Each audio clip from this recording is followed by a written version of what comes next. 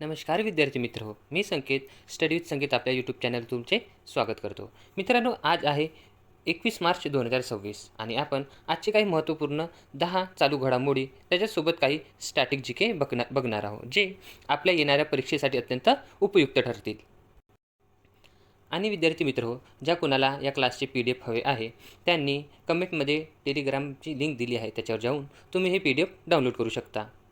चला तर मग जास्त वेळ वाया न घालवता सुरू करूया आपण आपला प्रश्न क्रमांक पहिला. टाटा समूहाचे अध्यक्ष एन चंद्रशेखरन यांना नुकताच कोणता उच्च नागरिक सन्मान जाहीर झाला आहे? तर बघा, याच्यामध्ये आपला आहे ऑप्शन ए KBE. आपलं उत्तर काय आहे? KBE. हा सन्मान बघा ब्रिटनचे महाराज किंग चार्ल्स तृतीय यांच्या वतीने प्रदान करण्यात आला आहे. आणि हा सन्मान यांना देण्याचे कारण म्हणजे भारत आणि ब्रिटन यांच्यातील व्यापारी संबंध दृढ करण्यासाठी आणि ब्रिटनमध्ये टाटा समूहाने केलेल्या मोठ्या गुंतवणुकीसाठी हा सन्मान त्यांना देण्यात आला आहे. आणि याच्यासोबत आपण बघूया काही महत्त्वाचे पुरस्कार. तर बघा, एबल पुरस्कार कोणाला दिला आहे? सिल्वेस कॅपेल. एबल पुरस्कार हा गणिताशी संबंधित असते आणि याला गणिताचे नोबेल पुरस्कार मानले जाते. त्याच्यानंतर बघा, प्रित्झर आर्किटेक्चर पुरस्कार हा काजुयो सुजेमा यांना देण्यात आलेला आहे. त्याच्यानंतर मिस वर्ल्ड 2025-26मध्ये क्रिस्टिना प्रिक्सोकावा. त्याच्यानंतर पद्मविभूषण हा सन्मान बघितला तर MS सोमनाथन यांना मरणोपरांत दिला आहे. आणि त्याच्यानंतर चिरंजीव यांना कलेसाठी दिला आहे. पद्मभूषण बघितलं तर ते मिथुन चक्रवर्ती यांना आणि उषा उथुप यांना दिला आहे. तसेच महाराष्ट्र भूषण 2025-26मध्ये ज्येष्ठ अभिनेते अशोक सराफ यांना, तर लॉरेन्स वर्ल्ड स्पोर्ट अवॉर्ड हा नोवाक जोकोविच यांना मिळालेला आहे. तर मित्रांनो, हे होते आता घडामोडीतले काही महत्त्वपूर्ण पुरस्कार. त्याच्यानंतर प्रश्न क्रमांक दुसरा बघूया. नेपाळच्या इतिहासातील पहिली ट्रान्सजेंडर महिला खासदार कोण बनली आहे? तर बघा, याच्यामध्ये आपलं ऑप्शन ए भूमिका श्रेष्ठ हे उत्तर अगदी बरोबर आहे. तर बघा, भूमिका श्रेष्ठ या दीर्घकाळापासून LGBTQ हक्कासाठी कार्य करणाऱ्या कार्यकर्ते आहेत. त्यांनी लैंगिक अल्पसंख्याकांच्या सन्मानासाठी आणि समान अधिकारासाठी सातत्याने आवाज उठवला आहे. आणि त्यांनी आपल्या संघर्षाची आत्मचरित्र लिहिली आहे, ज्याचे नाव आहे तिसरो लिंगिको आत्मकथा. याच्यासोबत आपण बघूया विदेशी राष्ट्राध्यक्ष. बघा, पाकिस्तानचे राष्ट्राध्यक्ष बघितले तर ते आसिफ अली जरदारी. तर पंतप्रधान कोण आहे? शहबाज शरीफ. त्याच्यानंतर नेपाळचे बघितले तर इथले राष्ट्राध्यक्ष आहे रामचंद्र पौडेल आणि पंतप्रधान आहे पुष्पकमल दहल प्रचंड. सॉरी मित्रांनो, आता नेपाळचे पंतप्रधान बालिन शाह बनलेले आहे. आणि बालिन शाह हे राष्ट्रीय स्वतंत्र पार्टीचे अध्यक्ष आहेत. तसेच ते स्ट्रक्चरल इंजिनियर आणि लोकप्रिय रॅपरसुद्धा आहेत. त्याच्यानंतर श्रीलंकेचे राष्ट्राध्यक्ष बघितले तर अनुराग कुमार दिसानायके आहे. तर अमेरिकेचे राष्ट्राध्यक्ष बघितले तर ते आहे डोनाल्ड ट्रम्प. आणि इंडोनेशियाचे प्रबोधो सुबियांतो. तसेच जापानचे साने ताकाइची आणि पोलंडचे न्यावरोकी. तसेच हंगरीचे तामस सुल्योक आणि आयर्लंडचे बघितले तर कॅथरीन कोनोली. तर बांगलादेशचे पंतप्रधान कोण बनले आहे? तारिक रहमान. आता आपण वळूया आपल्या नेक्स्ट प्रश्नाकडे. जागतिक स्तरावर चर्चेत असलेल्या स्टेट ऑफ हॉर्मोन हा समुद्रातील कोणत्या दोन देशांच्या तणावामुळे सध्या चर्चेत आहे? तर याच्यामध्ये आपले उत्तर आहे ऑप्शन सी अमेरिका आणि इराण. बघा, ही समुद्रधुनी इराण आणि ओमान यांच्या दरम्यान आहे. जगातील एकूण कच्च्या तेलाच्या व्यापारापैकी सुमारे 20% ते 25% वाहतूक याच मार्गाने होते. बघा, इथे जे मॅपमध्ये दिसत आहे हे आहे स्टेट ऑफ हॉर्मुझ. आणि इथे वरती बघितले तर इराण, या खालच्या साईडला ओमान आणि UAE आहे. आपण अमेरिका आणि इराणबद्दल थोडीफार माहिती बघूया.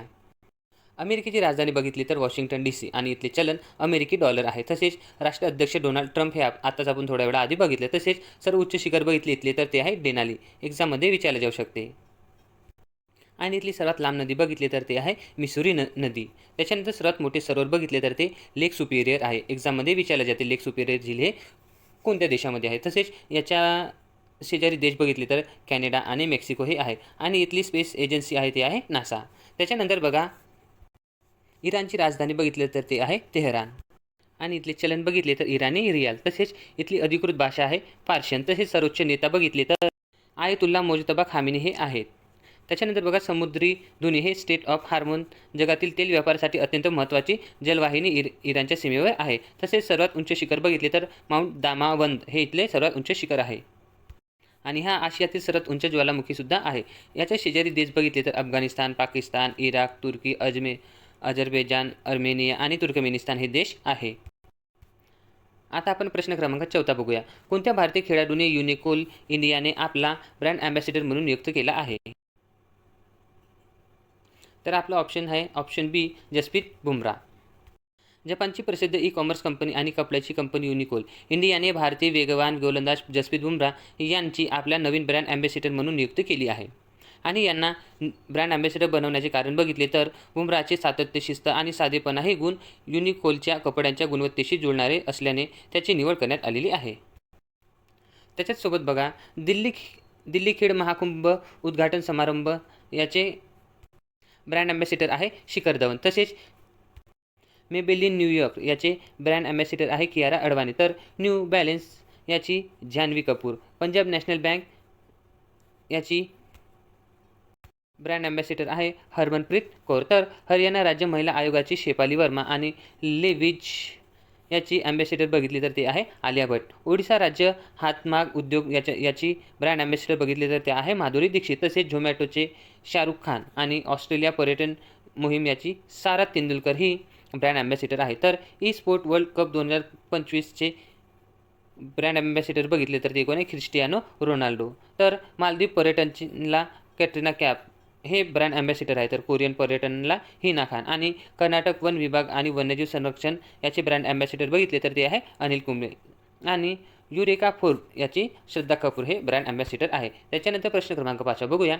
पश्चिम आशियातील संकटामुळे बाधित झालेल्या निर्यातदारांवर मदत करण्यासाठी भारत सरकारने मार्च 2026 कोणती योजना सुरू केली आहे? तर याच्यामध्ये आपलं उत्तर आहे ऑप्शन डी, रिलीफ योजना. तर बघा, पश्चिम आशियातील भूराजकीय संकट आणि सागरी माल वाहतुकीत बाधित झालेल्या भारतीय निर्यातदारांची मदत करण्यासाठी भारत सरकारने रिलीफ नावाची योजना सुरू केली आहे. ही योजना सुरू करण्यामागचे उद्देश बघितले तर पश्चिम आशियातील संघर्षामुळे वाढलेल्या वाहतूक खर्च, विमानाच्या वाढत्या हप्त्या आणि विलंबाचा सामना करण्यासाठी निर्यातदारांना आर्थिक आणि लॉजिस्टिक आधार देण्यासाठी ही योजना सुरू केली आहे. तसेच भारताने इतर देशासाठी मदतीसाठी ज्या योजना सुरू केल्या आहेत त्या आपण बघूया. बघा, वॅक्सिन मैत्री ही जागतिक आरोग्य संकटाच्या वेळी मित्र राष्ट्र आणि गरीब देशांना भारताने बनवलेले लस आणि औषधे पुरवणे हा यामागचा उद्देश आहे. तसेच बघा, 2026 देखील भारत, आफ्रिका आणि दक्षिण आशियातील देशांना जेनेरिक औषधांचा मोठ्या प्रमाणात पुरवठा भारत करत आहे. त्याच्यानंतर आहे डेव्हलपमेंट असिस्टन्स. बघा, भारत आपल्या अर्थसंकल्पनेतून शेजारी देशाला विकासासाठी मोठा निधी देत आहे, जो 2026-27च्या अर्थसंकल्पनेची महत्त्वपूर्ण तरतूद आहे. बघा, याच्यामध्ये भूतान जलविद्युत प्रकल्प आणि रस्ते बांधणीसाठी सर्वाधिक 2,288 कोटी रुपयाची मदत केली आहे. त्याच्यानंतर नेपाळ आणि श्रीलंकामध्ये बघितलं तर रेल्वे, शाळा आणि रुग्णालय बांधण्यासाठी अनुक्रमे 800 कोटी आणि 400 कोटी रुपयांचे अनुदान दिले आहे. तर बघा, मॉरिशससाठी मेट्रो प्रकल्प आणि न्यायालयीन इमारतीच्या बांधकामासाठी भारताने मदत केली आहे. त्याच्यानंतर आहे सागर योजना. ही हिंद महासागरातील बोटांच्या सुरक्षिततेसाठी आणि त्यांच्या सागरी संसाधनासाठी विकासाची मदत करणे हा याचा उद्देश आहे. बघा, याच्यामध्ये भारत आणि त्यांना गस्ती जहाजे आणि रडार यंत्रणा भेट दिली आहे. तसेच बघा, ऑपरेशन करुणा आणि ऑपरेशन दोस्ती नैसर्गिक आपत्तीच्या वेळी भारताने तातडीने मदत पाठवली आहे. याच्यामध्ये तुर्कीतील भूकंप आणि म्यानमारमधील चक्रवाळ याच्यासाठी ऑपरेशन करुणा भारताने सुरू केले होते. आता प्रश्न क्रमांक 6 बघूया. भारतीय नौदलाने मार्च 2026 अमेरिकेच्या नेतृत्वाखाली कोणत्या बहुराष्ट्रीय युद्धाभ्यासात भाग घेतला आहे? तर याच्यामध्ये आपले उत्तर कोणते राहणार आहे? ऑप्शन बी, सी ड्रॅगन 2026. बघा, हा सराव पश्चिम पॅसिफिक महासागरातील गुआम येथील अँडरसन एअर फोर्स बेस येथे आयोजित करण्यात आले आहे. आणि हे गुआम बघितले तर हे कुठे आहे? अमेरिकेमध्ये. बघा, याच्यामध्ये पाणबुडी विरोधी युद्ध कौशल्य विकसित करणे आणि सहभागी देशांच्या नौदलांमधील समन्वय सुधार करणे हा याचा मुख्य उद्देश आहे. तसेच बघा, याच्यामध्ये अमेरिकेसह भारत, ऑस्ट्रेलिया, जपान आणि न्यूझीलंड या देशांचे नौदल आणि हवाई दल सहभागी झालेला आहे. आणि बघा, हा सराव दरवर्षी आयोजित केला जातो. याच्यामध्ये सहभागी देशांच्या विमानांना पाणबुडीच्या शोधणे आणि त्यांना मागोवा घेण्याचे कठीण टार्गेट दिले जाते. सर्वाधिक गुण मिळवणाऱ्या देशाला मानाचा ड्रॅगन बेल्ट पुरस्कार दिला जातो. त्याच्यानंतर आपण भारताची काही युद्ध अभ्यास बघूया. बघा, समुद्र शक्ती हा भारत आणि इंडोनेशिया यांच्यामध्ये हा समुद्र अभ्यास होतो.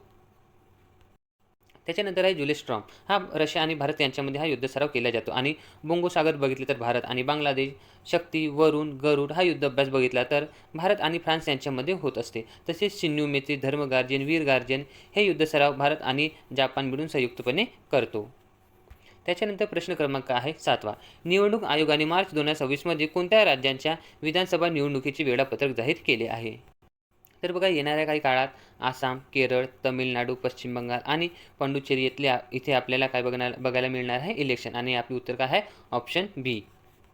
आता आपण निवडणूक आयोगाबद्दल थोडीफार माहिती बघूया. बघा, याची स्थापना 25 जानेवारी 1950 मध्ये झाली आहे. आणि मित्रांनो, हा प्रश्न आताच झालेल्या एक्झाममध्ये विचारला आहे की राष्ट्रीय मतदार दिवस कधी साजरा केला जातो? तर हा आहे 25 जानेवारीला. बघा, ही एक स्वायत्त आणि घटनात्मक संस्था आहे. याचे मुख्यालय बघितले तर कुठे आहे? नवी दिल्लीला. त्याच्यानंतर निर्वाचन आयोगाचा संविधानामध्ये उल्लेख बघितला तर भारतीय राज्यघटनेच्या कलम 324 अन्वये निवडणूक आयोगाची स्थापना केली जात आहे. बघा, पहिले मुख्य निवडणूक आयुक्त बघितले तर ते कोण होते? शिवकुमार सिंग. आणि पहिली महिला मुख्य निवडणूक आयुक्त त्या व्ही.एस. रमादेवी ह्या होत्या. आणि बघा, मुख्य निवडणूक चुनाव आयुक्त बघितले तर ते कोण आहे? ज्ञानेश कुमार. त्याच्यानंतर बघा, निवडणूक आयुक्त बघितले तर ते आहे डॉक्टर सुखविंदर सिंह आणि डॉक्टर विवेक जोशी. आता प्रश्न क्रमांक 8वा बघूया. एप्रिल 2026 पासून येस बँकेचे व्यवस्थापकीय संचालक आणि मुख्य कार्यकारी अधिकारी म्हणून कोणी पदभार स्वीकारला आहे? तर आपलं उत्तर अगदी बरोबर काय ठरणार आहे? ऑप्शन बी, विनय टोनसे. याच्याच बरोबर आपण थोड्याफार नियुक्त्या बघूया. बघा, लष्करी दलाची नवीन उपप्रमुख म्हणून लेफ्टनंट जनरल धीरज सेठ यांची नियुक्ती केली आहे. आणि केंद्रीय दक्षता आयोगाचे आयुक्त बघितले तर ते कोण आहे? प्रवीण वशिष्ठ. तर बघा, बिल अँड मेंडेला Gates foundation India country director म्हणून अर्चना व्यास यांची निवड झालेली आहे. तसेच प्रेस क्लब ऑफ इंडियाच्या पहिल्या महिला अध्यक्ष बघितल्या तर त्या संगीता बरुचा आहे. आणि मुख्य माहिती आयुक्त बघितले तर ते राजकुमार गोयल हे आहेत. तर CBICचे नवीन अध्यक्ष विवेक चतुर्वेदी आणि FSSAIचे मुख्य कार्यकारी अधिकारी बघितले तर ते कोण आहेत? रणजित पुन्हाने. आणि भारतीय बॉक्सिंग महासंघाचे अध्यक्ष अजय सिंह. तर उपराष्ट्रीय सुरक्षा सल्लागार म्हणून अनिश दयाल यांची नियुक्ती झाली आहे. तसेच बघा, SSBचे नवीन महासंचालक म्हणून कोणाची निवड झाली आहे? संजय सिंगलची. तर रॉचे प्रमुख पराग जैन हे आहेत. आणि राष्ट्रीय महिला आयोगाचे अध्यक्ष म्हणून विजया किशोर रहाटकर यांची निवड झालेली आहे. तर मुख्य DRDOचे अध्यक्ष बघितले तर ते आहे समीर व्ही कामत. त्याच्यानंतर प्रश्न क्रमांक 9 बघूया. नुकत्याच चर्चेत असलेल्या गोधाम योजनेचा शुभारंभ कोणत्या राज्यात केला आहे? तर बघा, ऑप्शन ए, छत्तीसगड आपले अगदी उत्तर बरोबर आहे. तर बघा, बेवारस आणि भटक्या गुरांच्या संरक्षणासाठी राज्यात 1460 गोशाळा उभारण्याचे उद्दिष्ट या योजनेअंतर्गत ठेवण्यात आलेले आहे. तसेच आपण उत्तराखंडबद्दल थोडीफार माहिती बघितली. छत्तीसगड. तसेच आपण छत्तीसगडबद्दल थोडीफार माहिती बघितली तर इथले मुख्यमंत्री कोण आहे? श्री विष्णुदेव सहाय. आणि राज्यपाल बघितले डेका. आणि याची स्थापना 1 नोव्हेंबर 2000 मध्ये झाली.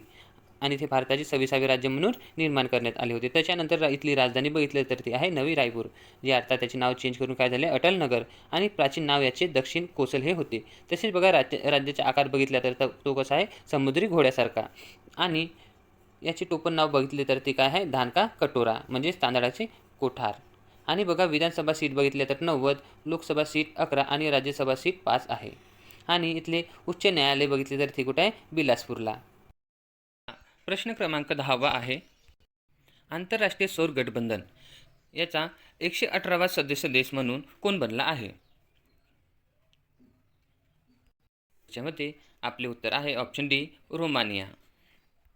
बघा, रोमानिया अधिकृतपणे आंतरराष्ट्रीय सौर युती याचा 118वा सदस्य देश बनला आहे. आणि या सदस्यामुळे रोमानियाला आता सौर ऊर्जेशी संबंधित संशोधित आणि तांत्रिक विकासाच्या क्षेत्रात आंतरराष्ट्रीय सहकार्य आणि नवीन भागीदारीची संधी प्राप्त होईल. तर बघा, आंतरराष्ट्रीय सौर गठबंधनच्या बद्दल माहिती बघितली तर याची स्थापना 30 नोव्हेंबर 2015ला झाली आहे. आणि याचे मुख्यालय बघितले तर हे कुठे? भारतामध्ये, जे गुरुग्राममध्ये आहे. आणि याचे महासंचालक आशिष खन्ना. तर अध्यक्ष देश कोण आहे? भारत. आणि उपाध्यक्ष देश फ्रान्स आहे.